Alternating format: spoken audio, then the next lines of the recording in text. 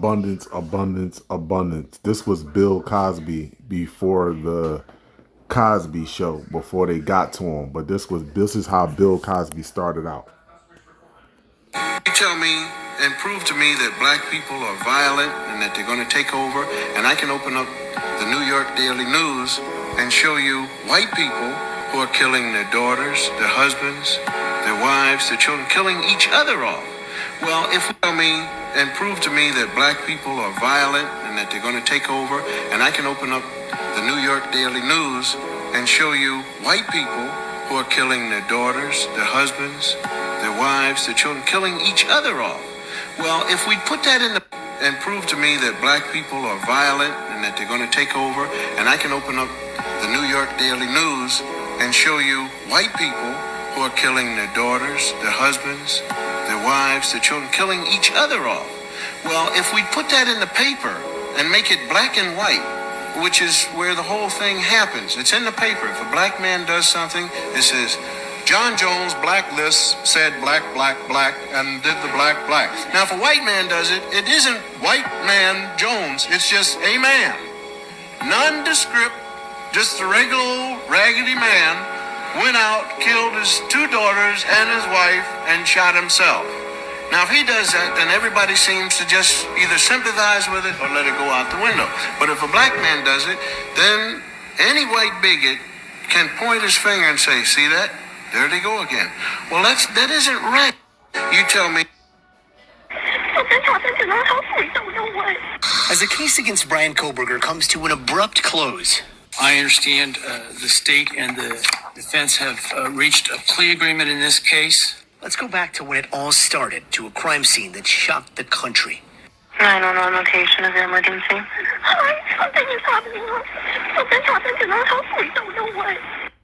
Inside that home, 4 University of Idaho students, Ethan Chapin, Zana Kernodle, Madison Mogan, and Kaylee Gonzalez, were brutally stabbed to death on November 13th, 2022. One of the roommates is passed out, and she was drunk last night and she's not waking up. Okay. Oh, and they saw some man in their house last night. 4 days later, an autopsy showed the students were sleeping when they were attacked.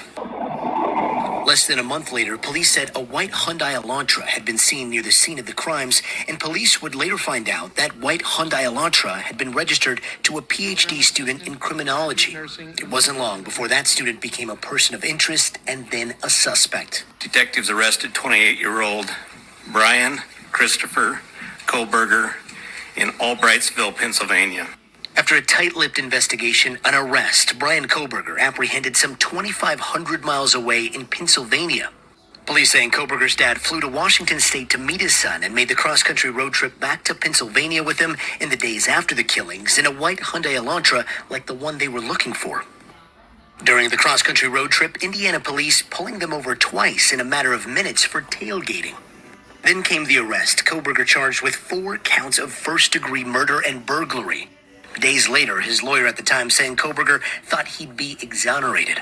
He believes he's going to be exonerated. Hey, Brian, what are you doing? Cuffed and in an orange jumpsuit, Bryan Kohberger was escorted into a packed Pennsylvania courtroom, choosing not to fight extradition. Back in Idaho, at his first court appearance in January of 2023, the judge reading the charges. The maximum penalty for that offense, if you plead guilty or are found guilty, is death and or imprisonment for life. Do you understand? Yes. Court documents started to shed light on key details about the killings. Perhaps the most chilling revelation, one of the 2 surviving roommates told police she came face to face with the killer. Waking up around 4 a.m., she said she heard one of the roommates say there's someone here, but didn't see anyone when she looked herself. She later heard crying coming from the victims' rooms and a man saying something to the effect of, "It's okay, I'm going to help you." She opened her door to see a man dressed in black and wearing a mask who walked towards her and out a back door as she stood frozen in shock and then locked herself in her room. Investigators later discovering the suspect's DNA on the snap of a knife sheath left laying next to one of the victims' bodies. That DNA was a perfect match to Kohberger. Officials also saying Kohberger's phone records placed him near the house of the 4 victims on at least 12 occasions prior to the killings, most in the late evenings or early morning hours. The night of the killings, his cell phone did not register on any of the towers located next to the house, leading investigators to think he turned off the phone sometime between the hours of 3 a.m. and 5 a.m., the same time as the murders. Now, after 2+ years of preliminary hearings and delays, as both sides were getting ready for a trial next month, came a shocking plea deal, and today, an admission of guilt. Are you pleading guilty because you are guilty? Yes. But the question of why, a motive, or where the murder weapon is today still remain unanswered. We thank you for watching, and remember, stay updated on breaking news and top stories on the NBC News app. Yeah, so you're going to tell me that P. Diddy case and trial is more important than a man that drove across state lines, broke into a dormitory house, and stabbed 4 children, 4 teenagers, 4 young adults in their sleep, and then drove back home, called his father, met up with his father, and then drove back home? But you're telling me Puff Daddy and his sexual activities that he liked, the things that he liked sexually, is more important than this outright cold killer right here? You gotta be kidding me. My people are so brainwashed to it's ridiculous. Do you know how hard it is for all complex cell organisms, more importantly the male, to suppress those violent characteristics that he wants to display? You know how hard it is for them to suppress it?